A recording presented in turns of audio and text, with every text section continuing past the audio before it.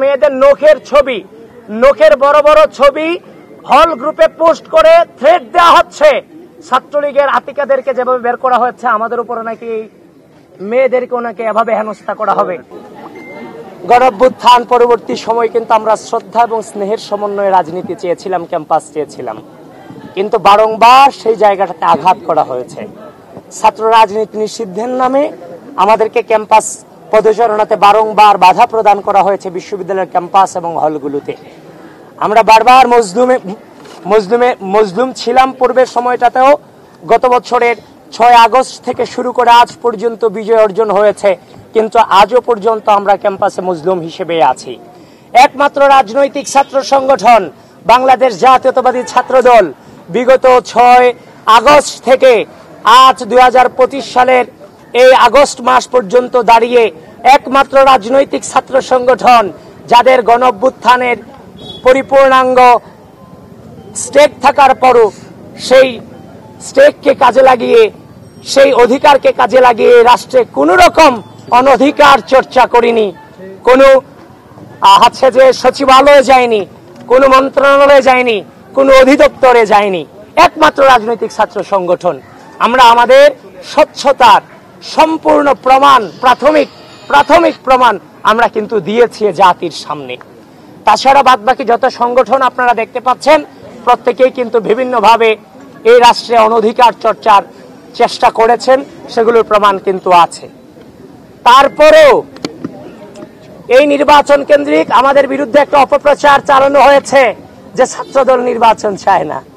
কিন্তু ছাত্রদল, বাংলাদেশ জাতীয়তাবাদী ছাত্রদল যখন নির্বাচনে প্রচারণা আমরা শুরু করিনি, জাস্ট আমরা এন্ট্রি নিয়েছি, তাই দেখছি যে অন্যান্য সংগঠন কিংবা প্রতিপক্ষ আমাদেরকে বিভিন্নভাবে সাইবার বুলিং এর মাধ্যমে, আমাদের মেয়েদেরকে বিভিন্নভাবে হেনস্থার মধ্য দিয়ে আমাদেরকে বারবার বিভিন্নভাবে বাধাগ্রস্ত করার চেষ্টা করে যাচ্ছে এবং আমাদের সম্পর্কে বিভিন্ন অনৈতিক অভিযোগ তারা নিয়ে আসছে যে আমরা আচরণ বিধি মানি না, এটা করি না, সেটা করি না।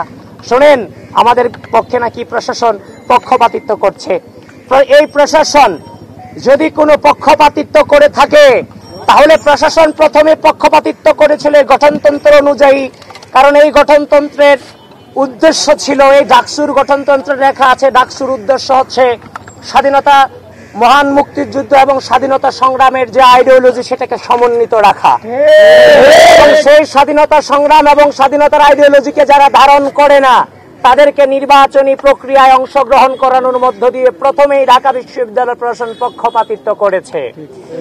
দেখেন, আমি প্রতিহিংসার রাজনীতিকে বারংবার আমরা নিরুৎসাহিত করেছি, কিন্তু আপনি বারবার আমাদেরকে সাধারণ শিক্ষার্থীদের ব্যানারে আপনারা আমাদেরকে আঘাত করেছেন। আমাদের বিশ্ববিদ্যালয়ের মাটিতে আমাদের পোস্টার থেকে শুরু করে এভরিথিং বিভিন্নভাবে আমাদেরকে বেশিং করে, আমাদের মুক্তিযুদ্ধের যে মহান নেতাদের পোস্টার আপনারা পায়ের নিচে ফেলে আপনারা পা দিয়ে পাড়িয়েছেন। তারপর আমরা অনেক ধৈর্য ধরেছি, বারবার শুধুমাত্র প্রকৃতির হাতে ছেড়ে দিয়েছি। তো আমাদের বিরুদ্ধে যে আপনারা অভিযোগ আনছেন, সেটা কোনোভাবেই কোনো অভিযোগের মধ্যেই পড়ে না। এখনো পর্যন্ত একমাত্র সংগঠন আমরা সুশৃঙ্খলভাবে সকলকে মর্যাদা দিয়ে এই নির্বাচন প্রক্রিয়ার সামনের দিকে আমরা অগ্রসর হচ্ছি। প্রিয় বন্ধুগণ, আমি শেষ পর্যায়ে আছি। 5 আগস্ট পরবর্তী সময়ে যে জেনারেশনটা গুপ্ত রাজনীতি ঢাকা বিশ্ববিদ্যালয়ে করে গিয়েছে, শুধুমাত্র একক আধিপত্য বজায় রাখবার জন্য নিজেরা গুপ্ত থেকে অন্যান্য সংগঠনগুলোকে রাজনৈতিকভাবে নিষিদ্ধ করার অপচেষ্টা চালিয়েছে, কিন্তু তারা ব্যর্থ হয়ে পরবর্তীতে যখন তারা প্রকাশ্যে এসেছে, গিয়ে দেখলাম তাদের প্রধান প্রেসিডেন্ট সেক্রেটারি সহ ম্যাক্সিমাম ছাত্রলীগের সাবেক নেতা। এখন 5 আগস্ট পরবর্তী সময় আমরা এই জেনারেশনটা কখনো কল্পনা করিনি যে তারাও তাদের যে পূর্বসূরি মুক্তিযুদ্ধ সম্পর্কে যে ধারণা ওন করে, তারা এটাকে ওন করে, এটা আমরা চিন্তা করি না। আমরা ভেবেছিলাম আমরা একই জেনারেশন, কিন্তু 5 আগস্ট পরবর্তী সময় ঢাকা বিশ্ববিদ্যালয়ের মাটিতে রাজাকার শব্দটাকে জেনারেলাইজেশন করুন, মুক্তিযুদ্ধ ভুলক্রমে হয়েছে ম্যাগাজিনে এই ধরনের তথ্য প্রকাশ করুন, জাতীয় সঙ্গীতকে অবমাননা করুন, টিএসসিতে দাঁড়িয়ে যারা স্বীকৃত রাজাকার, বিচার প্রক্রিয়া নিয়ে অবশ্যই প্রশ্ন আছে, কিন্তু যারা স্বীকৃত রাজাকার তাদের তো ছবি আপনি টিএসসিতে টানাতে পারেন না, এবং টিএসসিতে হচ্ছে যে নারীদের ছবি জুম করে করে তুলে বিভিন্ন নারী বিদ্বেষী যে আচরণ। সুতরাং গণঅভ্যুত্থান পরবর্তী সময়ে ক্যাম্পাসে বারংবার মুক্তিযুদ্ধ এবং নারীদের বিষয়ে আপনারা বারবার কুৎসা রটনা করেছেন।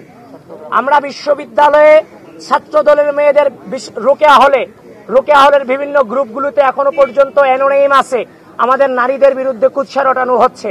তারপর হচ্ছে মেয়েরা হিরন আরো মিনারেল ওয়াটার মাত্র 50 পয়সায় প্রতি লিটার। এটা নিশ্চিন্ত বিশ্ববিদ্যালয় প্রশাসনকে অনুরোধ করছি, এই উগ্র আচরণগুলো যারা করছে তাদেরকে আপনারা কন্ট্রোলে আনেন, নির্বাচনের লেভেল প্লেইং ফিল্ড নিশ্চিত করেন।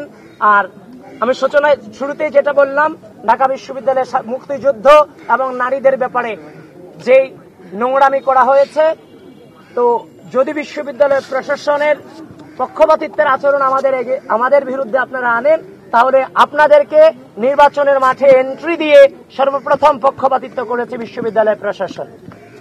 প্রিয় বন্ধুগণ, আমাদের এই পর্যন্তই ছিল আজকের কথা। শিক্ষার্থীদের সাথে আমরা 71 শিক্ষার্থীদের সাথে খাওয়া দাওয়া করব।